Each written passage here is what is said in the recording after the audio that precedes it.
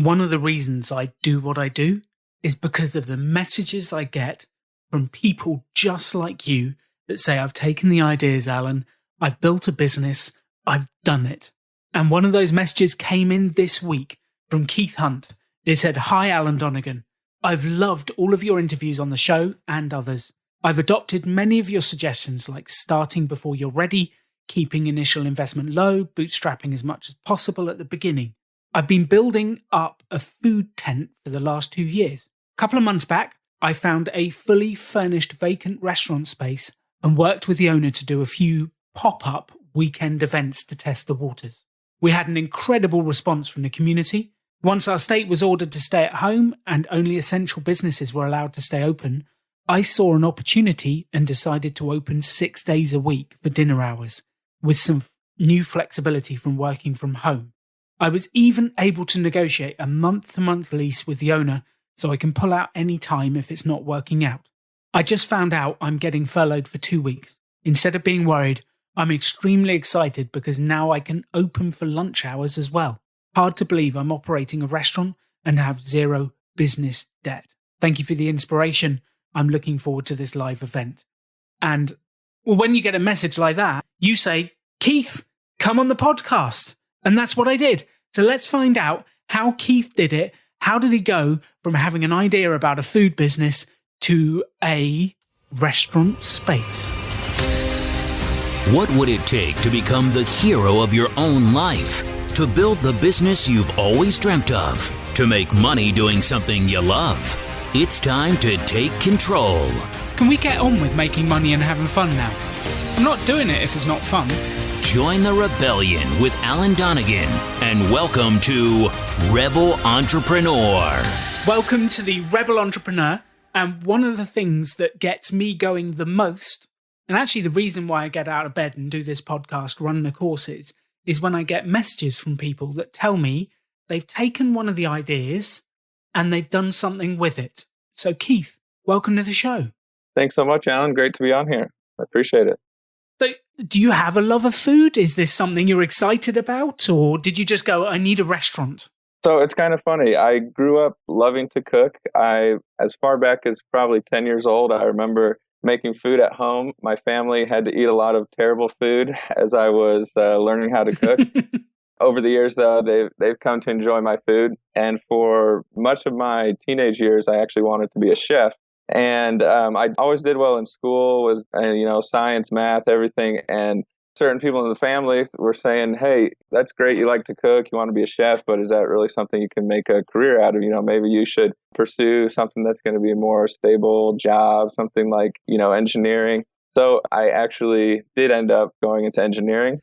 That's a whole nother story. I am a very creative person, and probably my true passion is designing and coming up with new ideas and new products. And so who knows, someday maybe I'll mix the cooking with that and come out with my own line of kitchen products. So yeah, I ended up in engineering, and there was always still that kind of hole deep down tugging at me, telling me that I should get some involvement in cooking. And so that's kind of how it all started.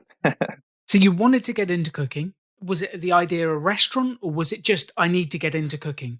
So, I actually remember when I was probably about 12 years old, I used to keep a written list of just any idea I had, things I wanted to invent. I wanted to be an inventor at one point. And one of those ideas I specifically remember was opening a chain of restaurants. I think I wanted to open some really unique ones where it was more like an experience, not just going and eating the food. And I want to go back and try to find that. I think I still have that list somewhere packed away. But I definitely did want to be a chef. That was my career goal. Whether I ended up opening a restaurant or not, that was kind of not the top of my priority, but it was something I definitely considered. So you're in the engineering job. You're doing engineering. Did you start to do this as a side hustle? Were you just experimenting, doing it for friends? Like, how does that... That's the really funny part, because it was not on the radar at all. I'm kind of a serial side hustler. I was trying a bunch of different options. So part of it was definitely that. But it all happened actually one day at work. I was talking to a coworker, and he knew that I liked to cook. And, I just occasionally show him pictures of food that I'd made at home. And I showed him these pictures of some what we call in Arizona, where I'm originally from, Navajo tacos or Indian fry bread tacos, which have like a Native American roots. And so instead of like a tortilla or a taco shell, it's actually like a soft fry bread. You make like a dough, you roll it out thin, and then you deep fry it. So Wow. yeah, it's delicious. So I showed him a picture. He said, "What's that?" I said, "It's a fry bread taco." He said, "No, like what is that? I have no idea what that is." And I said, "Oh, it must just be you." So I asked another coworker, "Hey, you know what a fry bread taco is, right? Or Navajo taco, Indian fry bread?" No, no, no. I asked pretty much the whole office. Nobody knew what a fry bread taco was. To backtrack a little bit, I had recently relocated from Arizona, the Southwest, where that type of food is very common, to the Midwest, where it's not so common here in Ohio. And so I soon found out that it was very unknown in this region. They were, of course, familiar with just Mexican food in general, but this specific niche of the fry bread taco was relatively unheard of. So it kind of a light bulb went off, and I said, I made it my personal mission, as I say, to bring a piece of the Southwest to the Midwest. So that was literally the moment it all started. So how do you go from no one around here knows about these Navajo Indian tacos, no one knows about them. How do you go from there to building a business? Because I've found out it's one thing to have an idea, but it's another Yeah. thing to launch. Yeah, what happened next? So basically, I knew I didn't have any money. So I was You're an trying to, engineer. Surely you're yeah. earning a fortune. Yeah. Well, unfortunately, I had, although I tried to adhere to, sound financial principles, like from Dave Ramsey. I was a big Dave Ramsey follower, and I tried to stay out of debt. But I actually had our third child as I was graduating from college. So Wow. I basically was working upwards of 50 hours for at least part of my schooling. It took me 6 years to get my bachelor's degree, and working on third shift in a factory for 1 year, just trying to keep the family going. So yeah, I had some debt, and so yeah, I knew I didn't have any capital, and so my first thought was, well, what if I just do a tent? I figured that was, you've got the restaurant, then you've got the food truck is another slightly cheaper option, and then the tent is about as cheap as it gets. So at the beginning, I definitely tried to go as low cost as possible. I did some research, but it was one of those things where you don't know what you don't know. So I did know at least I needed something to keep food hot. I needed something to keep food cold, and I needed the tent, and so I just started scouring the web. I found some auction websites. Apparently there's a lot of restaurants that go out of business all the time. Yes, there's So a lot. There's a very high failure rate in restaurants. yes, so there's a lot of auction sites, and I was actually able to find a couple pieces of equipment that I thought were going to work. I only paid a few $100s here and there for a little two stove burner that I said, oh, well, I could at least heat some oil on a pot on this. And then I found a little commercial refrigerator for, I think, $150 online. They're normally about $1,200 new. And so I just kind of went along picking up pieces here and there, and I didn't really have a time frame for when I was going to get it off the ground. So at that point, it was still kind of a pipe dream. And I will say this is where I went off the rails a little bit from my frugal roots. So I met a coworker who I kind of told him what I was doing, and some people would just say, "Oh, that's great, good for you," But he seemed real interested. And was like, "Hey, that's really cool what you're doing. I'd like to talk about it with you sometime. If you want to, like, some help getting off the ground, I might be interested." And so basically, he had interest in kind of starting a business, just to learn how to start a business, because he had some ideas of his own, and he kind of wanted to be involved in the initial process so that he could just go through the steps. So he didn't really have interest in the food itself or the business itself. And so he said, what if I put up a little bit of capital? And basically, I think our arrangement was I was going to pay him out of, like, basically the proceeds. So long story short on that, that's when I started spending a little bit more money. And I said, well, why don't we get this used item over here? Well, we might as well do it right. Let's get this new one over here. It's only a couple $100s more. And, before we knew it, we'd spent a few $1,000s, and we had big dreams. We said, oh, if we do, 10 festivals this year, if we can just capture this percentage of the festival goers and making this margin, we'll be able to pay this back tenfold. We were thinking really big. And that first year comes around. I will say, thanks to him, I was able to actually get going, get off the ground. Who knows, how many more years it would have been on my own. And we put in some applications for some festivals. I'd heard it was very difficult to sneak your way in because some of these people have been going year after year after year after year. And lo and behold, I put in 2 applications and they both responded. I think the festivals were less than 2 months away. They said, "Yep, we want to have you. You look like you have a unique menu." And of course, I was excited through the roof.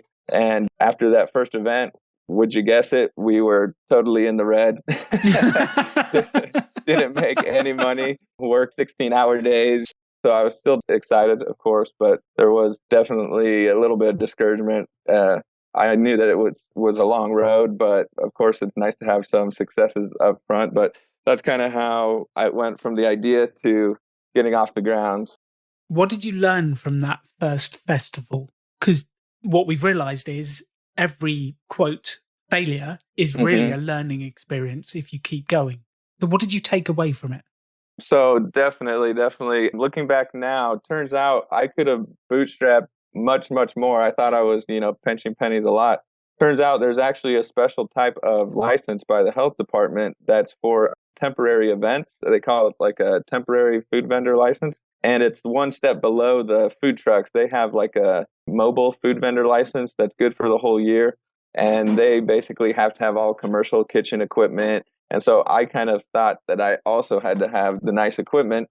And turns out with the mobile vendor license, that's similar to people who are just having a church barbecue, and everyone's just bringing their little deep fryer, counter deep fryer, no refrigerator needed. You can take a ice chest cooler and keep your food cold in there. So looking back, I honestly, other than the entrance fee to the festival and the food cost and maybe a tent, just about everything else, I probably could have just taken what I had at home. So looking back now, that's something I would have changed. I remember the health inspector, when he first showed up, I had no idea what to expect. And he goes, "You're doing the temporary license?" I say, "Yeah." He goes, "Wow, you've got a nice setup here. This is some good equipment. You should really think about getting the mobile vendor license, and go all in." So that's when I realized, oh, shoot, maybe I went a little overboard on the equipment. So there was that. And then I would say I definitely kind of got a feel for what customers like. That was my first time having my menu tasted by the masses. So we got some immediate feedback on our menu. It seemed hard to get people to try it for the first time because most people go to the fair, they want a corn dog, they want some funnel cake, or they want to go to the same place they've been going for 10 years. So it was hard bringing them in, but once they tried it, they said, "Wow, this is delicious. This is unique." So that definitely gave us some confidence, even if the numbers didn't show it.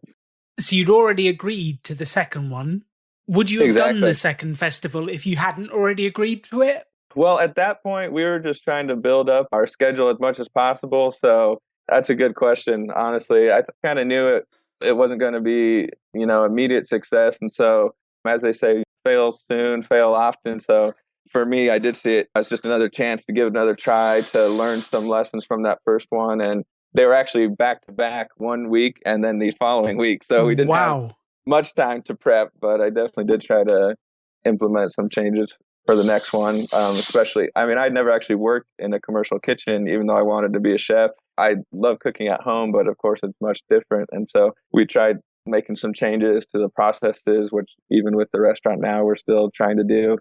So you did the second one. Did you get back into the black by the second one, or was it?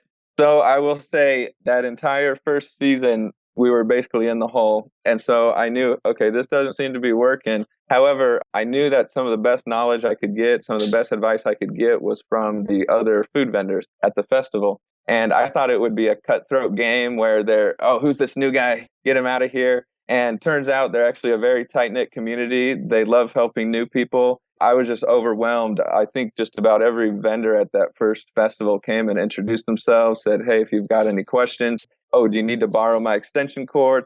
Oh, looks like your tent's blowing away. Here, I've got an extra sandbag." And so I just asked them, all these old timers, I would just politely ask them, what advice would you give for a new guy? What would you do about this situation? And how'd you get started? How'd you grow your business? And they basically, the vibe I got was that you can't really expect to make money at these festivals until you've been returning 3 or 4 years. And I heard that from multiple people. So it was basically became apparent that that was going to be it if I wanted to stick in the business. And so I remember thinking, I don't know if I can go 4 years without profit. And so I was decided to try some different venues. So I went from doing some festivals. I tried a farmer's market, and it was much fewer people. Instead of 10 or 15,000 people, there was only maybe 500 to 1,000 per week. The difference was there was only two food vendors, where at the festivals there were 20, 30, 40. And so for that one, it was kind of funny. Actually, I said, okay, I got to cut out as much cost as possible. Okay, I can't rent a trailer because that costs $150 every time. I don't want to basically rent anything. So I've got my little micro van, which it wasn't even a minivan. I called it the micro van. It was like an extended hatchback. And I said, whatever I can fit in here, that's what I'm taking. I'm not going to hire any employees. I'm just going to do this all myself. And so I did that for, I think it was about half of a season, or it was 1 month at a farmer's market that just 2 miles up the road from my house. And what do you know? After all my expenses, each time I was at least slightly, ever so slightly in the black. And so I said, well, maybe that's what I got to do. And experimenting, I said, I heard the big leagues is the county fairs. They've got a week-long event. They've got tens of thousands, sometimes hundreds of thousands of people going. So I said, maybe I should give that a shot. And once again, I heard that it's very difficult to get in because you've got these long timers that have had their spot for years. So I sent out probably 10 or 20 emails to all these different counties in Ohio, and many never responded back. Some responded saying they were full. Some said they'd get back to me. And what do you know? This was actually the second season, the second year that we were trying it out. I got a response from one county, and I only applied to ones where it would fit with my schedule. There were certain days and things I couldn't work. And sure enough, this county responds. They say, hey, we saw you were interested in joining our county fair as a vendor. It's in about 2 weeks. Are you interested? We had someone drop out. And I was beyond excited. I said, this is my chance. It just so happened to coincide with a week-long shutdown period at work that we get every year over a 4th of July period. What are the chances? What are the chances of that? Exactly. So I went to my wife. I said, hey, work 6 days. That week I was supposed to have off to enjoy with the family. How do you feel about me working 14 hours, 16 hours a day for 6 days, And she very graciously supported me in that. So yeah, I gave it my all. I thought, this is it. This is the big leagues. I'm going to make it. And ran the numbers at the end of the week. Like I said, I would get up early in the morning. It was an hour drive. I'd probably get up 6 or 7 a.m., get there 8 or 10, do a little bit of quick shopping trip before to get some supplies, and then go till 10 p.m. at the close of the festival, clean up, drive home, and I'd get home, at midnight. And I did that for 6 days. On that last Saturday, I didn't get home till 3 or 4 in the morning. Wow. And basically cleaned it all up by myself, packed it into my Honda Odyssey, and I ran the numbers at the end of the week. And after however many hours that added up to be, I saw I was about $200 in the negative still. And that's when it hit me like a ton of bricks. I started rethinking, saying, do I need to give up on this dream? Because it felt good to work hard. It felt good to see customers liking the product. It felt good being my own boss. But at some point, you got to reevaluate and say, what's going on here? And so that was kind of my slap in the face moment where I was like, I got to do something different. Yeah, because I think most people at that point, they would give up. They would quit. What kept you going?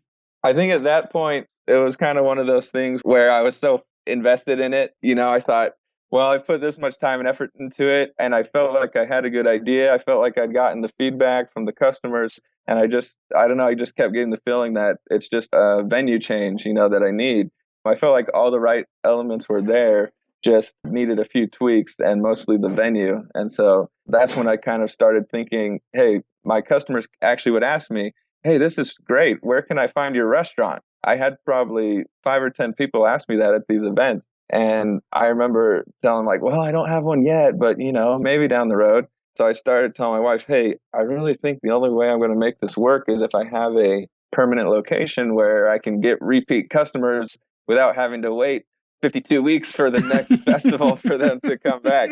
And so we had actually just recently relocated from the suburbs of Columbus to the rural part of central Ohio. Literally, our nearest town is only 1,500 people, and we're surrounded by cornfields. Wow. Yeah, another one of those ideas where my wife graciously tagged along with one of my crazy ideas. I was trying to reduce our housing expenses and kind of backfired, but the good news is in the little town here, a few miles from our home, there was a little vacant restaurant space. And like I said, the town's only got 1,500 people, but I said, hey, you got to start somewhere. So I saw the sign on the door. I called the guy. He said, well, I got a couple other people looking at it, but we can talk. So I went in and talked, and turns out it's been a diner for, I think, 30, 40 years, something like that. And always under the same name, I think, or mostly under the same name, still got the sign out in the front and different owners. And I said, well, I've got these fry bread tacos I want to make. He said, well, I don't know if that'll do well around here. This has always been either like a diner or a sandwich shop. Lunch is kind of our biggest time. And I said, well, I can't do lunch because I work full time. And I've already got my menu. It's tacos. So we were kind of butting heads a bit on that. And I said, well, I've kind of got this other concept, and I think I just kind of want to give it a shot. Turns out he was in talks with some other people that he knew personally and felt a little more comfortable with their agreement. And so he said, sorry, it's not going to work out. And so once again, I was a little crushed at that. And I started thinking, I live out in the middle of nowhere. The zoning laws are pretty unrestricted. Maybe I could just set up my tent in my front yard. Who knows? Then at least I'm not paying rent to anybody, right? And there goes a big expense. So I contacted the township that had the jurisdiction of my area for the zoning laws. And I was expecting a straight up no. And he said, yeah, fill out this application. We'd have to change the zoning from this to that. And we'll have this hearing. And it was all this complicated paperwork. And I said, it's worth a shot. So I filled it all out. They set up a hearing. They didn't ask me what time I would be available. They set it and said, this is when it is. Turns out I had already committed to actually volunteering with my church to go to the Boy Scout camp that week. And I thought, well, I've already given them all the information they need. I've given them the paperwork. And I said, can I send a representative? Oh, yeah, that's fine. So I sent my wife, who does not like She sounds like speaking. your biggest supporter here. She is. Yeah, she doesn't want to touch the food. She doesn't want to go to the festivals. She'd rather stay home and watch the kids, but she's got my back. So she went and tried her best, to answer their questions. In the end, I think it was a 5-person panel, and I lost 2-3. They said, sorry, you're right on the route to the school. We don't want, traffic impeding the school buses and things. And, I thought it was a bit unfair because I was only planning on operating on the weekends when I wasn't at work. And once again, I was pretty crushed. So I kept looking around. I found a couple other places at potential options. One was a town about 15 minutes from here with a little bit larger population, I think about 10 or 12,000. The guy wanted $5,000 up front as a deposit because he had gotten kind of screwed by some tenants in the past, and he was actually trying to sell it. He said, I've got the air conditioning system's not working. It's going to cost me this much, so I don't want to fix it and have you run out on me and me be stuck with this bill. So he's like, I'm going to need $5,000 up front. And I told my wife, we got to do this. This is my opportunity. That there's 20,000 people drive by this route every day, fully equipped. This is my chance. And luckily, she talked some sense into me. She said, hey, we were relying on our tax return money. She said, do we really want to use our entire tax return on this? We've got these other debts we got to pay off and such. And so she talked me down. And luckily, I listened to her because sometimes I don't. And, once again, I was kind of like, well, you're killing my dream. This was my last shot. And then what do you know? That same restaurant space in our little town of 1,500 people, I see the close sign every day as I go to and from work, and suddenly they don't appear to be open anymore. So I send the guy a text. I say, hey, it's been about 2 weeks, that this has been closed. Is this just temporary shutdown or is this available again? And he just responds again, it's available. And that's all he said. That's all he said. It's available. And I about shot through the roof. I said, all right, this is definitely my shot. So we worked it out. I said, hey, I don't want to sign a year lease. I don't want to sign a, long-term anything. I just want to give this a shot. Would you be willing to just let me open up a couple weekends, see how it goes. If it goes well, maybe I'd consider longer terms. If it crashes and burns, then no harm, no foul. You still get paid for whatever agreement we had. And I think just due to it was the right place, right time. And I guess patience paid off. He said, sure, let's give it a shot. So what gave you the inspiration to go for those terms where you didn't commit? Because so many people commit to a year-long lease and they commit to these big terms. How did you get there? Well, I'll be honest. I listen to a lot of business podcasts, a lot of financial podcasts, and I know some of it had to do with listening to yours. There's several other side hustle podcasts I listen to. And basically all of that coming together just had been ingrained in my head that, hey, this is how people fail when they go all in. So that was always in the back of my mind. I knew that restaurants had a high failure rate. So yeah, I was just doing all I could. And I don't know what I would have done if he said no. I guess I'd still be looking for another opportunity. So Well, that's the thing. If you keep asking, eventually someone's going to say yes. And I think what you've demonstrated is the persistence to the goal. You've kept working, you've kept dreaming, you've kept looking, which I think is phenomenal. You got this place and you opened up for a couple of weekends to see what it was like. What was that like? Well, so I'd only ever operated out of the tent. So coming into an actual commercial kitchen, I remember it was very exciting. At the beginning, I said, wow, I'm not a chef. I have no formal training in this type of thing. I didn't even know how to turn on, the pilot light to the equipment. And I thought, man, maybe he shouldn't trust me in here with all of this equipment. So yeah, there was the excitement, of course, from that.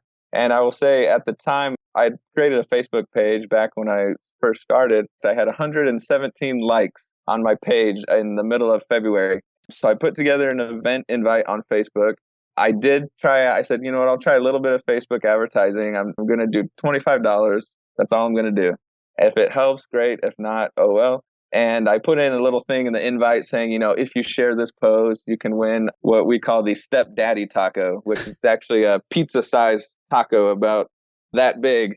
And so that I created that kind of more as a novelty thing. Didn't think a lot of people would be buying it. Turns out we sell several of those a night now. So I said free stepdaddy taco to, a random customer who shares this post. And it actually got shared quite a few times. I got a bump in my Facebook likes. I think that first weekend or week that I posted it, there was one day I got over 100 new likes in one day. Wow. Yeah. I could see the momentum building. And I can't remember if it was the first or the second event, or actually, yeah, let's say the first event. It wasn't well advertised for the Friday, and we only had maybe 5 or so customers. I said, well, I didn't get the much, but at least something, right? People showed up.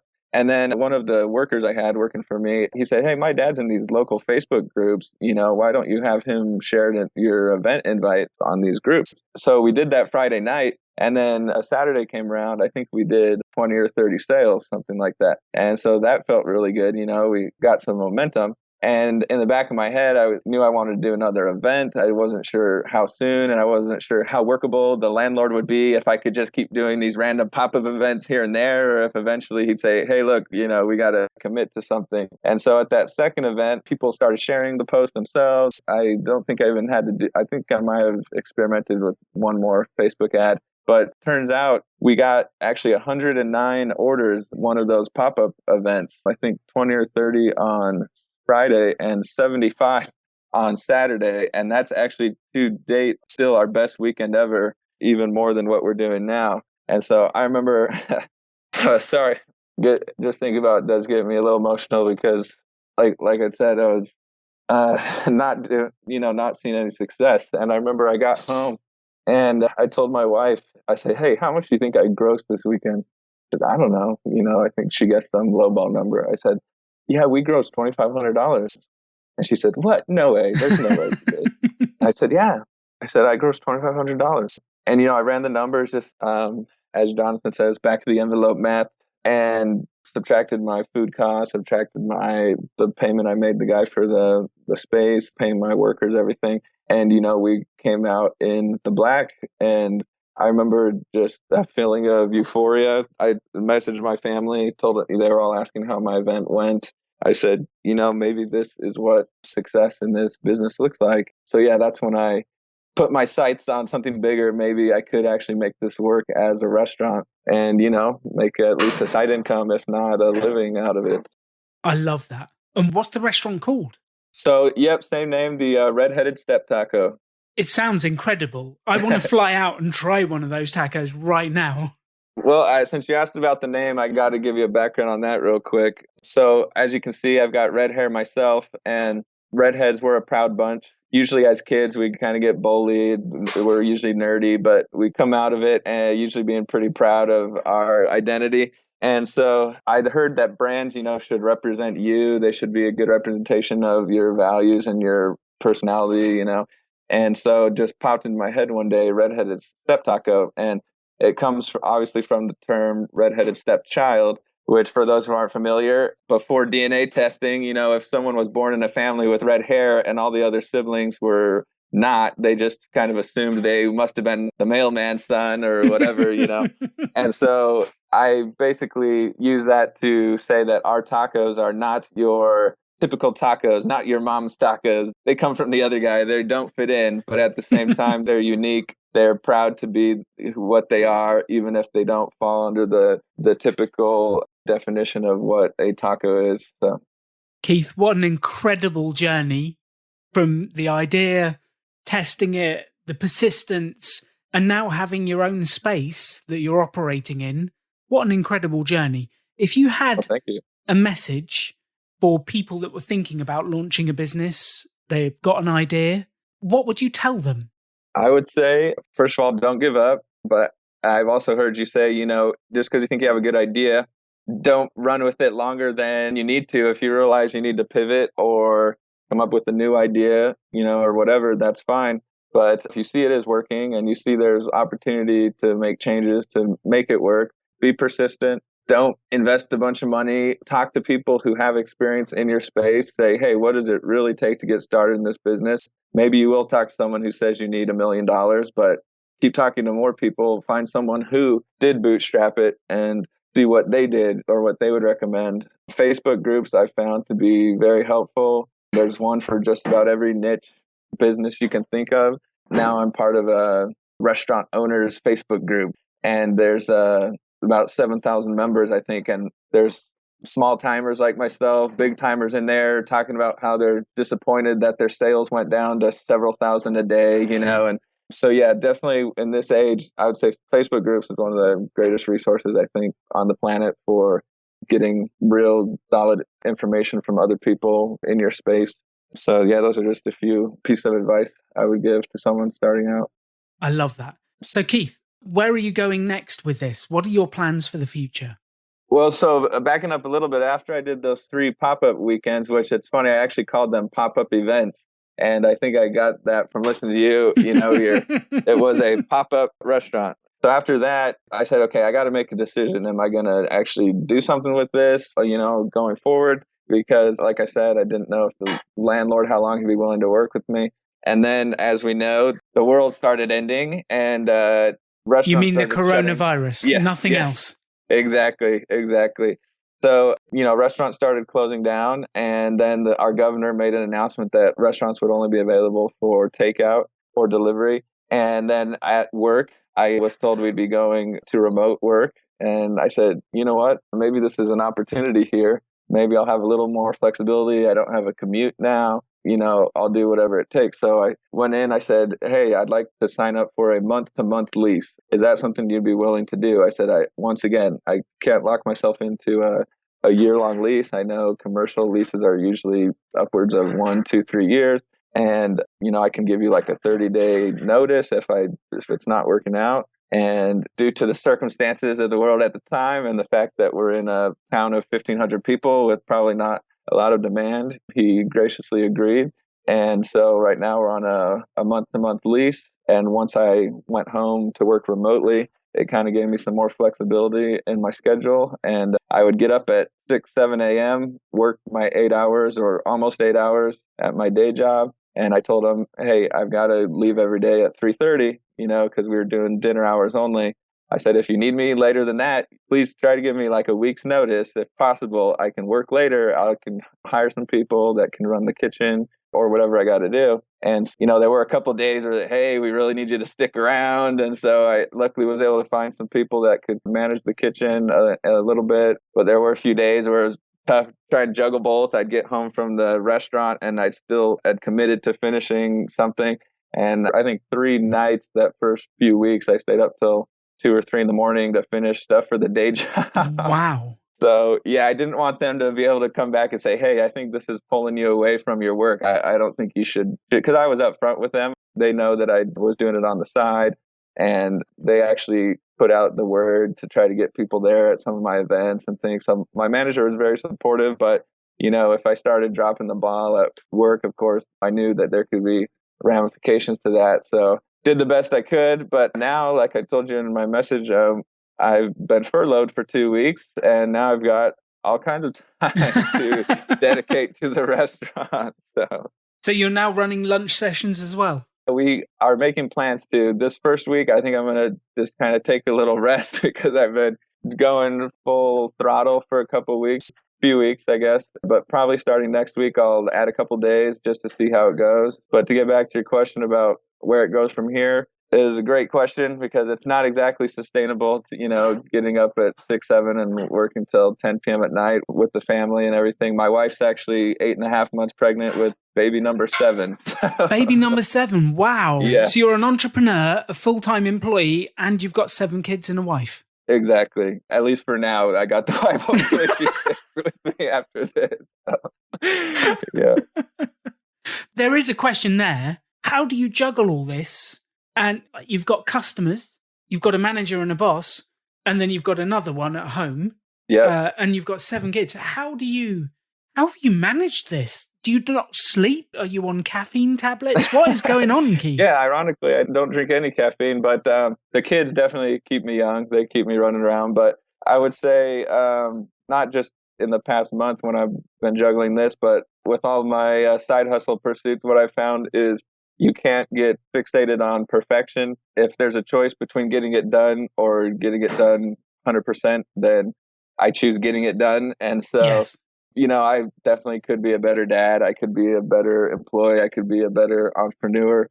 But there's only so much time in a day. And you basically got to just get over that perfection complex and just do your best that you can with the time that you have. So, yeah, I would say I try to maximize my time with my kids when I'm there. I get home at actually past what should be their bedtime, but we've been a little lenient on that with them being home from school. And so, I'll play with them for a little bit. We'll watch a show. I try to read them some bedtime stories or whatever it may be. But the other thing is I try to remember it's not going to be a long-term proposition, hopefully, trying to do all of this at once. I think it was Dave Ramsey who also said, you can do anything uncomfortable for about 6 months at least. He tells that to people who are trying to get out of debt. And he says, get a second job, a third job, whatever. And so I try to tell that to myself as well. Hey, I'm not going to be doing this schedule forever. I'm just putting in the time now, investing in it, and hopefully that will see some dividends later. I'm so impressed by what you've managed to do. I'm so impressed, Keith. Just genuinely so impressed. And I think there's so many different tips and ways to think in what you've said. I think one I'd love to draw out for the audience is how you kept trying different things. So you tried festivals, decided that wasn't right. Then you had the county fairs, decided that wasn't right. Then you tried to do it in the front garden, which I love that. That's absolutely awesome. It's a shame you couldn't get off the ground with that because you never know what happened. Exactly. Then you went for spaces and you tried to find a restaurant and did the weekends. And I think what I would love the audience to take away from that is it's the continual flexibility. You had a dream to make food and to serve your tacos and to get customers who love the food, but you kept trying different avenues and kept moving. And I think that's the thing. People get so fixated on one vision of I must have the perfect restaurant that they never get there. And they forget to take those starting steps. And actually, you took those starting steps for some years in different ways. Yeah, that just sparked a thought. I guess you got to ask yourself, what exactly is it that I enjoy about it? Is it the location? Is it the venue? Or is it the food? Is it the people? So I can have all of the good things that I enjoy about the business, whether it's at one venue or another. So if people happen to be in Ohio and driving through the center of it past the cornfields, Yep. How do they find out about your restaurant? Because I am definitely tempted to drop in. I've never actually been through Ohio, but I have now got a reason.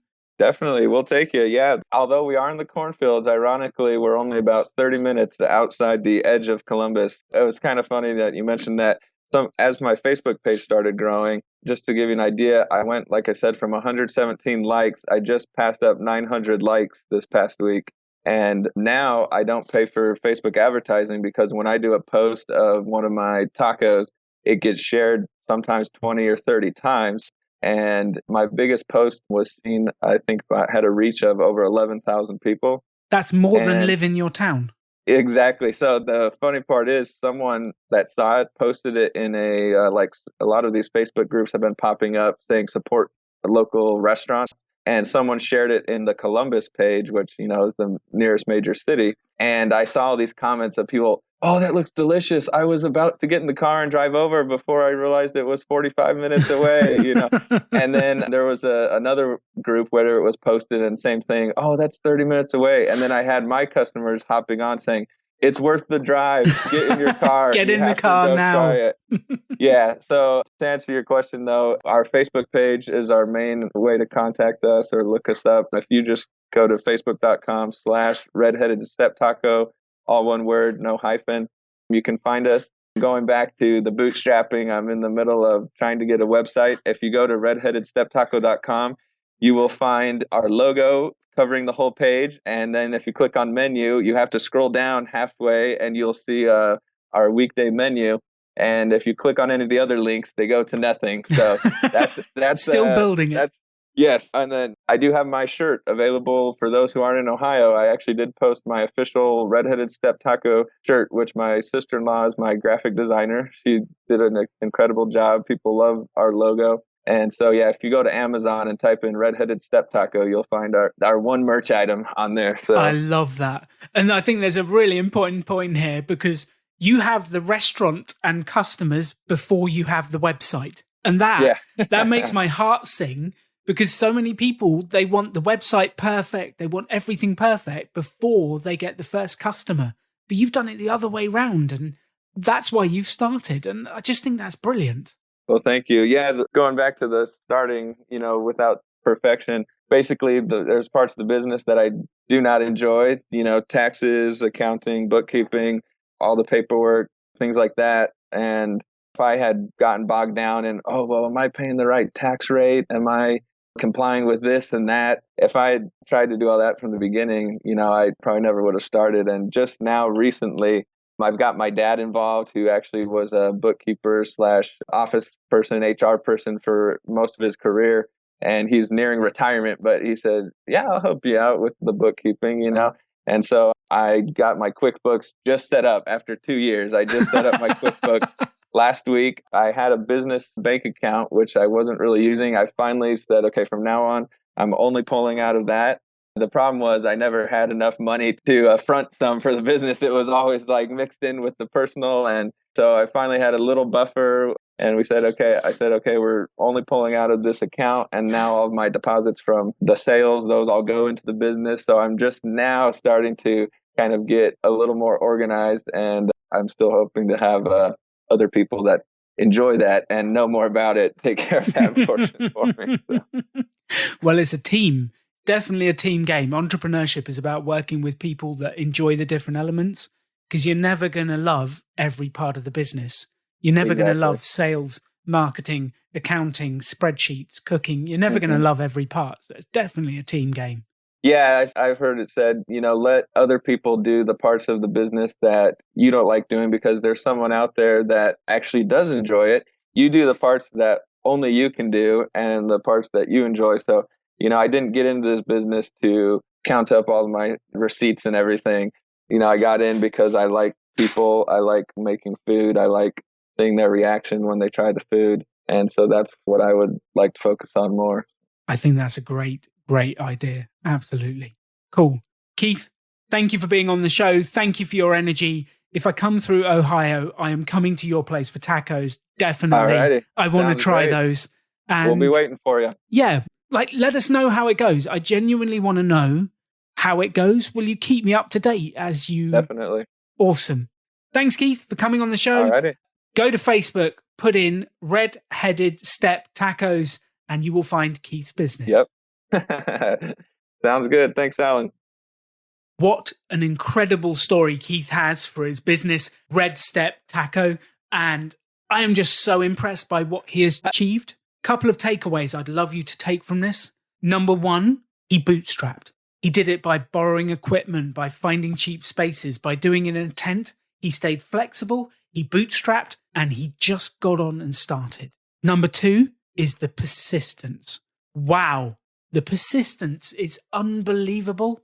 When it didn't go well at the festivals, he tried the next thing. When it didn't go well at the county fairs, he tried the next thing. When it didn't go well at the next place, he tried the next thing, and he just kept going. And one of the keys to success is knowing where you are heading. I have this vision, but I'm going to keep trying different ways until I get there. And that's so impressed me. Keith, that is incredible. Number three is Keith's desire just to do it. Didn't have to be perfect. It didn't have to all be ready. It just had to happen. And I love the fact he's been doing this for 2 years without a website. He's only now just building the website. And for all of you out there who are thinking, oh, no, I must get my website up first. I must get this all perfect before I launch. Stop and start now. Doesn't need to be perfect. Just need to do it. If you're waiting for it to be perfect, you'll be waiting for a long time. You just need to start. Keith, thank you for sharing your story. If you are ever in Ohio, go check out his restaurant, check out the tacos. I know I will. The challenge for you who are listening to the podcast, what I want you to do is I want you to go out there and start. It doesn't have to be perfect. Done is better than perfect. Take action. Let's make this happen. Thank you for listening, and thank you for being part of the Rebel Entrepreneur. You've been listening to Rebel Entrepreneur with Alan Donegan. Be sure to subscribe on iTunes to get new, fresh episodes as soon as they've launched. To stay up to date with the Rebellion, visit choosefi.com/rebel. Thanks for joining the Rebellion.